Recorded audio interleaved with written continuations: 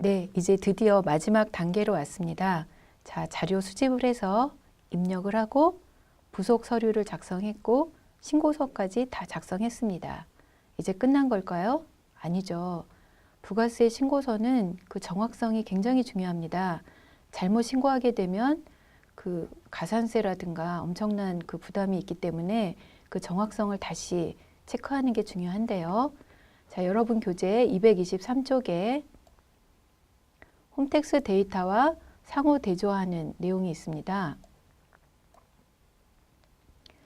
여러분들이 전자세금 계산서나 뭐 사업용 카드 이런 자료들을 홈택스에서 스크래핑을 해서 불러와서 입력을 했는데 스크래핑을 했지만 마지막으로 신고할 때는 다시 홈택스 데이터의 합계표와 그 상호 대조를 해서 내가 준비해서 신고서를 만든 이 금액이 확실한지 다시 확인을 해야 합니다. 자, 부가가치세 신고서가 이렇게 있습니다. 그러면 이제 매출하고 매입이 있는데 지금 이제 세금 계산서 발급 매출이랑 세금 계산서 수치 매입에 대해서 상호 대조를 하는데요. 이것뿐만 아니라 사실 매출 같은 경우에는 모든 항목에 대해서 다 상호 대조를 해야 합니다. 세금 계산서 발급뿐만 아니라 신용카드나 현금 영수증 발행분도 그 홈택스에서 합계가 다 조회가 된다 그랬죠. 그러면 홈택스에서 조회된 그 카드 매출과 현금 영수증 매출 금액과 신고서에 반영된 금액이 맞는지 다시 홈택스 데이터하고 상호 대조를 하는 것입니다. 매입인 경우에도 이제 매입 세금 계산서 부분을 홈택스하고 대조를 하고 그 다음에 그 밖에 공제 매입 세액도 이제 사업용 신용카드 매입 누계 같은 것이 홈택스에서 조회되니까 그런 부분들을 하나씩 대조를 해야겠습니다. 자, 그러면 매출 세금 계산서 합계표와 홈택스 자료를 대조하는 것을 한번 보시겠습니다. 자, 매출 세금 계산서 합계표에 이렇게 전자분이 22억 4,200만 원 이렇게 작성이 됐습니다. 종이분은 홈택스하고 대조를 할 수 없기 때문에 전자분만 홈택스하고 대조를 합니다.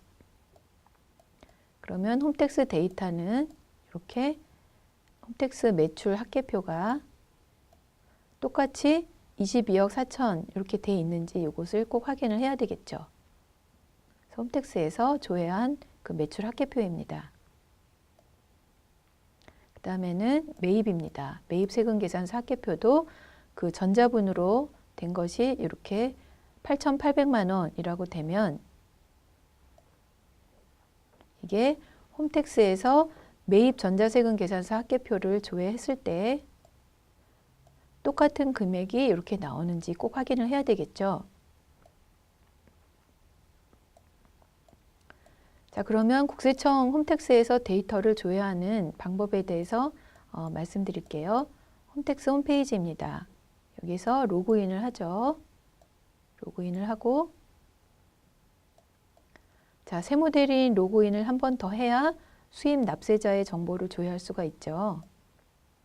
그래서 로그인을 하고 이제 세무대리인 메뉴를 클릭합니다. 그러면 이제 정보 조회가 여기 있는데 여기에 전자세금 계산서 합계표 조회라는 게 있죠.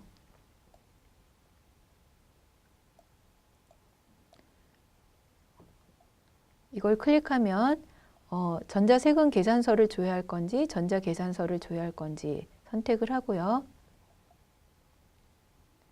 그리고 이게 이제 세무대리인 본인의 것을 조회를 하는 경우도 있기 때문에 이제 수임 사업자로 전환을 해라라고 이거를 클릭합니다. 세무대리인 본인께 아니라 내 수임 사업자로 전환을 해라. 이걸 클릭을 하면 어떤 수임 사업자를 선택할 것인지 나오는데 여기에서 상호로 그 해당 회사를 이제 입력을 하고 조회하기를 누르면 이제 검색이 됩니다. 그래서 해당되는 회사를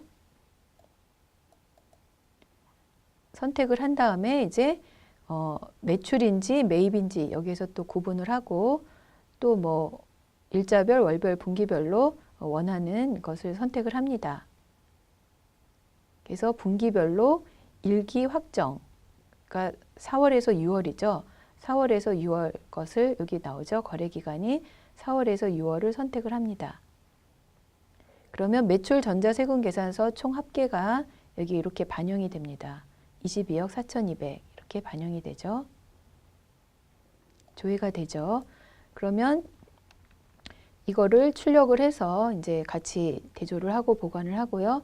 만약에 22억 4천에 대한 명세서도 조회를 하고 싶다라고 하면 여기 명세서 조회를 클릭을 하면 이 하단에 매출처별 명세가 매출처별로 쭉 내려오게 됩니다. 자, 이런 식으로 이제 상호 대조를 하고요. 다 대조가 끝났다. 그러면 이제 홈택스 전자신고를 하게 됩니다. 홈택스에 전자신고를 하기 위해서는 프로그램에서 부가세 신고서를 마감을 해야 되죠. 마감을 하고 나서 전자신고라는 메뉴에서 이제 전자신고를 합니다. 여러분들이 이제 원천세에도 매월 전자신고를 하기 때문에 전자신고 부분은 익숙하실 수도 있는데요. 일단 부가세 전자신고를 선택을 한 후에 일단 내가 전자신고할 회사를 선택을 합니다. 여기에서 신고 기간을 입력하고 그다음에 전자신고할 회사를 이렇게 코드를 입력을 합니다. 그래서 신고할 회사가 나타나면 이제 오른쪽에 신고할 서식들이 이렇게 보이게 되죠. 그러면 서식들이 다 포함되어 있는지 한번 눈으로 확인한 후에 여기 위에 있는 제작을 누릅니다. 전자신고할 파일을 제작을 하라는 것이죠. 그러면 이제 전자신고 파일 생성을 하게 되는데 파일 생성을 할 때 어떤 그 홈택스 아이디로 로그인 할 것인지 그 로그인 아이디를 같이 입력을 하게 돼 있습니다. 그래서 그 세무대리인의 로그인입니다. 사업자가 아니라 세무대리인의 홈택스 아이디를 여기다가 입력을 합니다.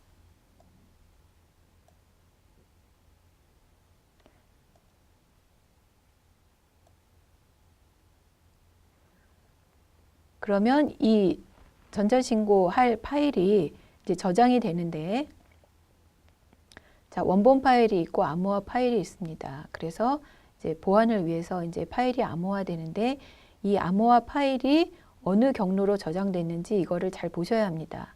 그냥 무조건 확인을 누르면 나중에 이 파일을 어디에서 찾아야 할지 모르기 때문에 이게 C 드라이브에 ERS 데이터라는 폴더 안에 이 파일 이름으로 저장이 된 것입니다. 그래서 나중에 C의 ERS 데이터라는 폴더를 찾아가셔야 합니다. 그리고 비밀번호는 이미 이 PC에서 한번 입력해 놓은 비밀번호가 있으면 그대로 똑같이 적용이 되고 다른 비밀번호를 이제 입력을 하겠다라고 하면 비밀번호 변경을 눌러서 새로운 비밀번호를 입력을 합니다. 그 다음에는 국세청 홈택스를 이제 로그인을 하는 것이죠. 그 다음에 여기 신고 납부라는 메뉴가 있죠. 신고 납부에 들어가면 또 어떤 신고를 하는지 선택하게 돼 있습니다. 부가세가 맨 위에 있네요. 부가세를 선택을 합니다. 그러면 이제 이런 화면이 나오는데, 자, 일반 과세자하고 간이 과세자는 각각 따로따로 신고를 해야 합니다. 그래서 전자신고는 한 번 할 때마다 한 회사씩 해도 되고 뭐 10개, 20개, 100개의 회사를 한꺼번에 전자신고를 할 수도 있는데 일반 과세자와 간이 과세자를 한꺼번에 신고할 수는 없습니다. 그래서 각각 전자신고 파일을 제작을 하고 신고도 각각 해주셔야 합니다. 그러면 일반 과세자인 경우에 뭐 이렇게 색깔이 예쁘게 칠해져 있는 거는 여기서 직접 신고서를 작성하는 경우이고요. 이렇게 회색으로 돼 있는 것이 회계 프로그램으로 파일 변환 신고를 하는 경우입니다. 그래서 이렇게 파일 변환 신고를 클릭을 합니다.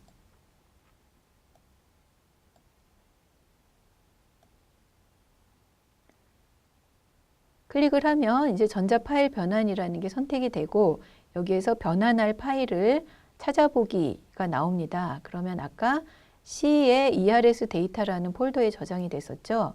그러면 찾아보기를 눌러서 그 이제 데이터 폴더로 찾아갑니다. 그런 다음에 파일 형식 검증하기와 내용 검증하기가 있는데 그 파일을 찾은 후에는 일단 파일 형식이 오류가 없는지 이거를 검증하기를 누르고 잠시 후에 이제 검증된 결과 확인을 누르면 이렇게 오류가 없고 여기 오류는 없고 대상 납세자 수에 이제 뭐 건수랑 이런 게 나오면은 이제 파일 형식 검증했을 때 오류가 없다는 겁니다. 그럼 그 다음 단계가 내용 검증인데요. 이게 됐으면 오류가 났으면 여기를 클릭해서 오류 내용을 확인해서 이제 오류 수정을 해야 되고 이렇게 오류가 아닌 정상으로 파일 형식이 검증됐으면 내용 검증을 클릭하고 잠시 후에 다시 검증 결과 확인을 누르면 이렇게 검증 결과 숫자가 나오면 검증 결과가 제대로 됐다는 뜻입니다. 오류가 없고 검증이 된 거고요. 그러면 이제 전자 파일 제출이라는 걸 클릭을 하게 됩니다.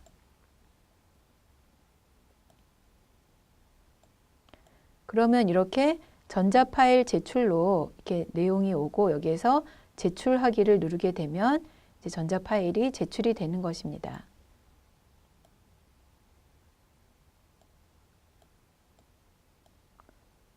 전자 파일을 제출한 후에 자, 여기 보면 세금 신고 바로 옆에 스텝 2의 신고 내역이라고 있죠. 전자 파일을 제출한 후에 이제 뭐 접수증을 여기서 바로 출력할 수 있고 요 신고 내역이라는 거를 탭을 클릭을 해보면 이렇게 신고 내역이 목록에 뜹니다. 그러면 가장 최근에 신고한 게 제일 위에 뜨게 되는데 여기에서 접수증을 별도로 또 출력을 할 수도 있고요. 납부서도 여기서 출력이 가능합니다. 자, 우리가 납부서는 그 세무사랑 프로그램에서도 출력이 가능한데 홈택스에서 전자신고를 하고 나서 납부서를 출력하면 어떤 좋은 점이 있냐면 이 납부서 안에 이렇게 가상계좌가 기재되어서 나옵니다. 그래서 납세자 입장에서는 은행에 가지 않아도 그 가상계좌로 이체만 하면 납부가 되기 때문에 편리하니까 여기 납부서를 출력해서 뭐 PDF 파일로 저장하거나 또는 프린터로 출력을 해서 납세자에게 보내주면 훨씬 더 납세자가 좋아하게 됩니다.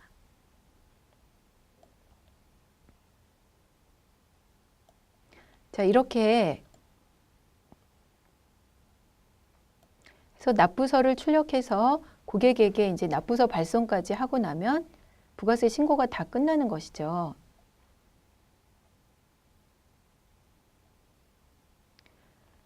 그러면 이제 지금까지 모든 과정을 거쳐서 이제 부가세 신고가 끝났고요. 자, 제가 처음에 보여드린 그 체크리스트가 있었죠. 자, 체크리스트가 자, 첫 시간에 보여드린 체크리스트입니다.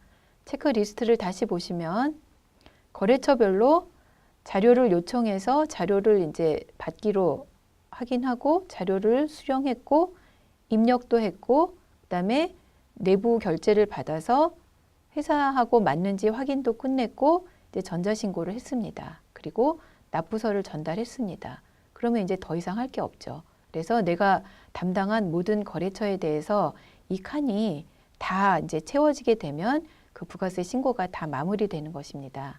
자, 이렇게 해서 이제 여러분들이 7월 25일까지 이 칸들을 다 채우셔야 되는데 오늘 공부했던 내용들을 바탕으로 그 절차에 따라서 잘 이제 신고서를 작성을 해 보시고요. 또 새로 배운 기능들이 있다면 잘 활용하셔서 그 지난번에 했던 것보다 조금 더 빠르게, 조금 더 정확하게 하실 수 있기를 바라고요. 부가세 신고는 사실 그 사업용 신용카드가 15일 이후에나 그 조회가 되기 때문에 우리가 15일부터 25일까지 신고 마감일까지 실제 일을 할 수 있는 날이 얼마 되지 않습니다. 그래서 그 짧은 시간 안에 이 많은 건을 하려면 굉장히 그 속도가 중요한데 여러분들이 꼭 효과적으로 빨리 일하면서도 정확하게 할 수 있는 그 원클릭 텍스라든지 이런 기능들을 잘 활용하셔서 부가세 신고를 빠르고 정확하게 잘 끝내실 수 있기를 바랍니다. 그동안 강의 들어주셔서 감사합니다. 수고하셨습니다.